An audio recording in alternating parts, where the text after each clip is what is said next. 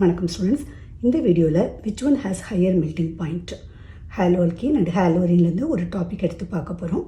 எப்போவுமே melting point and boiling point பற்றி பார்க்கும்போது இந்த மூணு விஷயத்தை மனசில் வச்சுக்கணும். ஒன்று மாலிகுலர் மாஸ், இன்னொன்று இன்டர்மாலிகுலர் அட்ராக்ஷன், அடுத்தது symmetry. Molecular mass intermolecular attraction ஜாஸ்தியாக இருக்கும்போது melting point and boiling point வந்து ஜாஸ்தியாக தான் இருக்கும்.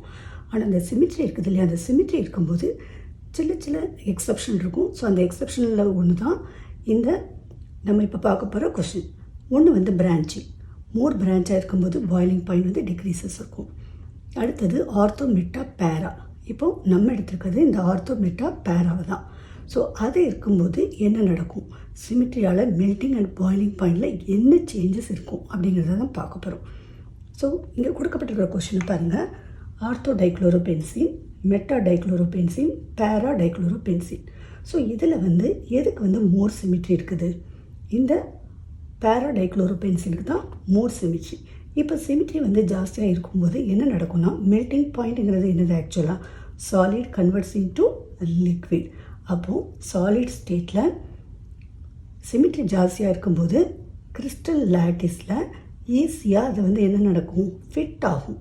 ஸோ அது ஈஸி டு ஃபிட். அதனால் மெல்டிங் பாயிண்ட் வந்து பேராவுக்கு வந்து ஜாஸ்தியாக இருக்கும். ஓகே, இப்போ அதனால் இந்த மூணையும் நம்ம கம்பேர் பண்ணும்போது பேராவுக்கு தான் மோர் மெல்டிங் பாயிண்ட் கம்பேர் டு அடுத்தது ஆர்த்தோ, அடுத்தது மெட்டா. ஆக்சுவலாக பேராவுடைய டைக்ளோரோபென்சினுடைய மெல்டிங் பாயிண்ட் பார்த்திங்கன்னா 323 கெல்வின். அதே இது ஆர்த்தோக்கு 256 கெல்வின், அடுத்தது 249 கெல்வின் ஃபார் மெட்டா.